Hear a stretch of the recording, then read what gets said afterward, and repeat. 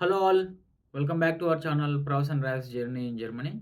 ఈ వీడియోలో నేను జర్మనీలో మాస్టర్స్ చేయడానికి అప్లికేషన్ ప్రాసెస్‌కి యూజ్ అయ్యే డాక్యుమెంట్స్ అన్నీ నేను చెక్ లిస్ట్ చెప్తాను. సో, ఈ వీడియో మాస్టర్స్ చేయాలనుకున్న స్టూడెంట్స్‌కి, అలాగే పేరెంట్స్‌కి గూడా చాలా హెల్ప్ అవుతుంది. సో, ప్రాసెస్ ఏంటి? ఎలా డాక్యుమెంట్స్ అన్నీ కలెక్ట్ చేసుకోవాలి?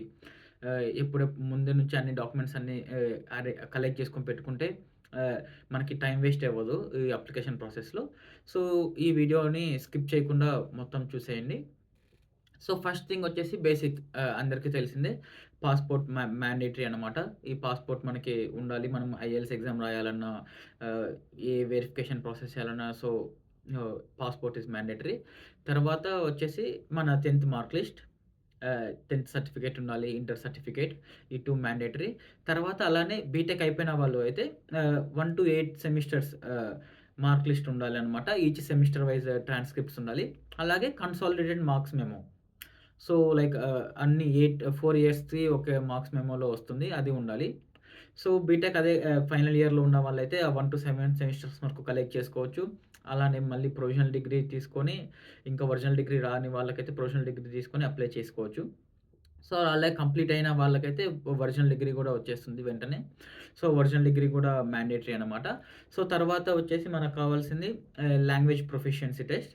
సో, ఇది ప్రతి ఒక్క కంట్రీకి మ్యాండేటరీ. కొన్ని కంట్రీస్‌కైతే జీఆర్ఈ కూడా అడుగుతారు. యూఎస్ అలా అయితే.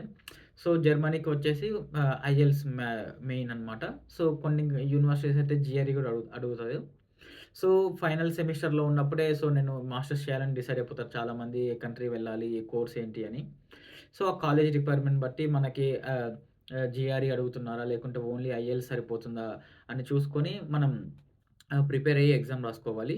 సో, ఐఎల్టీఎస్ అయితే జర్మనీ అయితే మినిమమ్ ఒక 6.57 ఉంటే సరిపోతుంది. లైక్ మోస్ట్ ఆఫ్ ద కాలేజ్‌కి మనం ఎలిజిబుల్ అవుతాము. సో, నెక్స్ట్ వచ్చేసేసి సీవీ అనమాట. ఈ సీవీ వచ్చేసి జర్మన్‌కి అప్లై చేయాలంటే యూరో ఫార్మాట్ అని ఉంటుంది. Euro pass. సో, అందులో ఆ ఫార్మాట్‌లో చేయడం ఇంపార్టెంట్. సో, తర్వాతొచ్చేసి మనం కాలేజీ నుంచి మనకు గూడా కొన్ని డాక్యుమెంట్స్ కావాలనమాట. ప్రొఫెసర్స్ దగ్గర నుంచి తీసుకోవాలి. ఎల్ఓఆర్ లెటర్ ఆఫ్ రికమెండేషన్. సో, వచ్చేసి ఒక 2 ఆర్ 3 ఎల్ఓఆర్స్ తీసుకుంటే బెస్ట్ అనమాట. సో, ఒకటి హెడ్ ఆఫ్ డిపార్ట్‌మెంట్ దగ్గర నుంచి తీసుకోవాలి. ప్లస్ ఇంకా 1 ఆర్ 2 వచ్చేసి మన ప్రొఫెసర్స్ దగ్గర నుంచి తీసుకుంటే బెస్ట్. సో, ఆల్రెడీ ప్లాన్ చేస్తున్నప్పుడు ఒకవేళ లాస్ట్ సెమిస్టర్‌లో ఉంటే ఫైనల్ ఎగ్జామ్స్ అప్పుడో లేకుంటే మళ్ళీ మనమేమన్నా యూనివర్సిటీకి వెళ్లి డాక్యుమెంట్స్ కలెక్ట్ చేసుకునేటప్పుడు అప్పుడే తీసుకుంటే మేలు. ఒకవేళ కాలేజ్ అయిపోయి బయటికి వచ్చిన తర్వాత మళ్ళీ వెళ్లి తీసుకోవాలంటే మళ్ళీ మనం ప్రొఫెసర్‌తో మాట్లాడాలి. అపాయింట్‌మెంట్స్ దొరకాలి. వాళ్ళ అవైలబిలిటీ ఉండాలి. సో, ఇదంతా టైమ్ టేకింగ్. అదే మనం డిసైడ్ అయిపోతే లాస్ట్‌లో ఉన్నప్పుడు ఈ డాక్యుమెంట్స్ అన్నీ కలెక్ట్ చేసి పెట్టుకుంటే ఎల్ఓఆర్స్ ఈజీ అయిపోతుంది. తర్వాత మనం గూడా లెటర్ ఆఫ్ మోటివేషన్ రాయాలి. స్టేట్మెంట్ ఆఫ్ పర్పస్ అంటారు. అసలు మాస్టర్స్ నువ్వెందుకు చేయాలనుకుంటున్నావు? మా యూనివర్సిటీలో మాస్టర్స్ ఎందుకు చేయాలి? ఈ కోర్స్ వల్ల నీకు యూజ్ ఏంటి? సో, నీ గోల్స్ రీచ్ అయ్యేకి మా యూనివర్సిటీ ప్లస్ ఈ కోర్స్ నీకెలా హెల్ప్ అవుతుంది? అనేది మనం ఓన్‌గా రాయాలి. సో, దీనికి కూడా కొన్ని శాంపుల్స్ ఉంటాయి. గూగుల్‌లో చూస్తే తెలుస్తుంది. సో, లెటర్ ఆఫ్ ఆహ్, మోటివేషన్ లెటర్ కూడా ఇంపార్టెంట్ అనమాట. అలానే ప్లస్ మనం యూనివర్సిటీ కోర్స్ చేసుకున్నాక మనం ఈ పర్టిక్యులర్ వింటర్ ఆర్ సమ్మర్ ఇంటేక్‌కి ఈ కోర్స్ ఏ యూనివర్సిటీస్ ఆఫర్ చేస్తున్నాయి. సో, ఆఫర్ చేస్తున్న యూనివర్సిటీస్‌కి రిక్వైర్మెంట్స్ ఏమున్నాయి? వీళ్ళు జర్మన్ లాంగ్వేజ్ ప్రొఫిషియన్సీ కూడా అడుగుతున్నారా? సో, అడిగితే జర్మన్ లాంగ్వేజ్ లెవెల్ ఎంత వరకు ఉండాలి? ఏ1 వరకా? ఏ2 వరకా? లేకుంటే బీ1 వరకు అడుగుతున్నారా? సో, ఇలా స్టార్ట్ చేసినప్పుడు లాంగ్వేజ్ కూడా నేర్చుకోవడం ఇంపార్టెంట్. ఒకవేళ యూనివర్సిటీకి లాంగ్వేజ్ లేకున్నా కూడా మనమైతే ఆహ్, నేర్చుకోవాలి. బేసిక్ లాంగ్వేజ్ అయితే రావాల్సిందే. సో, ఇదుంటే ఇంకా లాంగ్వేజ్ చాలా అడ్వాంటేజ్ ఇక్కడికొచ్చాక. సో, మనం ఏ1 స్టార్ట్ చేస్తే ఏ1 వరకు ఎగ్జామ్ రాసి సర్టిఫికేట్ తీసుకోవాలి. మళ్ళీ ఇంకా మనం అప్లికేషన్ ప్రాసెస్ స్టార్ట్ చేసేటప్పుడు కూడా టైమ్ ఉంటుంది మనకి 2-3 మంత్స్. సో, ఆ టైంలో కూడా ఇంకా లాంగ్వేజ్ ఏ2 వరకు కంటిన్యూ చేసుకోవచ్చు. లేకుంటే బీ1 వరకు కంటిన్యూ చేసే టైం కూడా ఉంటుంది. ఇలా అన్నమాట. So, language proficiency German language కూడా ఇంపార్టెంట్. సో, అలానే కొందరు వర్క్ చేసి తర్వాత కూడా మాస్టర్స్ చేద్దామని ఒక 2 ఇయర్స్ లేకుంటే 3 ఇయర్స్ తర్వాత మాస్టర్స్ చేద్దామని అనుకుంటారు. సో, అలాంటి వాళ్ళకి వర్క్ ఎక్స్‌పీరియన్స్ సర్టిఫికేట్ కూడా తీసుకుంటే కంపెనీ నుంచి ఎందుకంటే మనం సీవీలో కూడా యాడ్ చేస్తాము. సో, వర్క్ ఎక్స్‌పీరియన్స్ సర్టిఫికేట్ కూడా తీసుకోవాలి. అలానే బ్యాచిలర్ స్టూడెంట్స్ ఓన్లీ బీటెక్ చేసిన తర్వాత వెంటనే మాస్టర్స్ చేసే వాళ్ళకి వాళ్ళు బీటెక్ ఫైనల్ ఇయర్‌లో ఉన్నప్పుడు ఇంటర్న్‌షిప్ చేస్తారు. ఆ ఇంటర్న్‌షిప్ సర్టిఫికేట్స్ కూడా తీసుకోవాలి.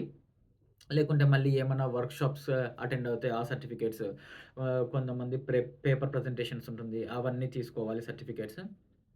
అలానే ప్లస్ రీసెంట్ ఫోటోగ్రాఫ్స్ కి కావాల్సిన సైజ్‌లో ఉండాలి. మన పాస్‌పోర్ట్ సైజ్ ఫోటో కాకుండా కొన్ని డైమెన్షన్స్ వేరుంటాయి. సో, దానికి తగ్గట్టుగా ఈ ఈ ఫోటోగ్రాఫ్స్ తీసుకోవాలనమాట. అలానే ఇప్పుడు రీసెంట్‌గా ఒక 1 ½ ఇయర్స్ బ్యాక్ నుంచి ఒక కొత్త ప్రాసెస్ పెట్టారు. APS certificate. సో, ఇది గూడా ముందే అప్లై చేసుకోవాలి. సో, దీన్ని అప్లై చేసుకునేకి గూడా చాలా టైం పడుతుంది. మనకి ఏపీఎస్ సర్టిఫికేట్ వచ్చేకి. సో, ఈ ఏపీఎస్ సర్టిఫికేట్ అనేది మనకి ఈ వీసాకి అప్పుడు వీసా ప్రాసెస్ అప్పుడు యూజ్ అవుతుందనమాట. సో, ఇలా ఈ డాక్యుమెంట్స్ అన్నీ కలెక్ట్ చేసుకున్న తర్వాత మనం అప్లికేషన్ ప్రాసెస్ స్టార్ట్ చేయాలి. చ ఏపీఎస్‌కి గూడా మనం ముందే అప్లై చేసుకుంటే లైక్ మనకి మన అడ్మిషన్ వచ్చే టైంకి మనకు వచ్చేసిందనుకో ఏపీఎస్ సర్టిఫికేట్. తర్వాత మనం వీసా స్లాట్ బుక్ చేసుకున్నా గూడా మనకి ప్రాబ్లమ్ ఉండదు. అలా ఒకవేళ మనకు అడ్మిషన్ అయిపోయింది. కొంచెం మళ్ళీ 2, 3 వీక్స్ లేట్ అయినా గూడా ఏపీఎస్ సర్టిఫికేట్ వచ్చేకి మనకి అదే వీసాకి స్లాట్ దొరకదు. అది గూడా ప్రాబ్లమ్ అవుతుంది. సో, ఇలా అన్నీ చూసుకొని ముందే ఏపీఎస్‌కి అప్లై చేసుకుంటే మనకు 1, 2 మంత్స్ బఫర్ టైమ్ ఉన్నా గూడా మనకి బెస్ట్ అది ఇంకా. సో, ఇలా ఈ డాక్యుమెంట్స్ అన్నీ చాలా ఇంపార్టెంట్. ఆహ్, ఏ ఏ కంట్రీలో అయినా మాస్టర్స్ చేసేకి. సో, ఆహ్, ఇదొక మాస్టర్స్ ఇన్ జర్మనీలో ఒక వీడియో. సో, ఇంకా మీకు ఏమన్నా డీటెయిల్‌గా వీడియో కావాలంటే ఏ టాపిక్ మీదైనా పార్ట్ టైమ్ జాబ్స్ లేకుంటే ఇక్కడ కోర్సెస్ ఎలా సెలెక్ట్ చేసుకోవాలి? ఒకవేళ మనం ఈ పర్టిక్యులర్ కోర్స్‌లో ఏ సబ్జెక్ట్స్ సెలెక్ట్ చేసుకోవాలి? తర్వాత మనకు ఫ్యూచర్‌కి జాబ్‌కి యూజ్ అయ్యే ఆహ్, సబ్జెక్ట్స్ ఏమన్నా ఉన్నాయా? ఏమన్నా సాఫ్ట్‌వేర్స్ నేర్చుకోవాలా? ఇలా మీకేమన్నా క్వెషన్స్ ఉంటే కామెంట్ సెక్షన్‌లో తెలపండి. దాని గురించి నేను ఇంకా డీటెయిల్‌గా వీడియో చేస్తాను. Thanks for watching. Have a nice day. Bye.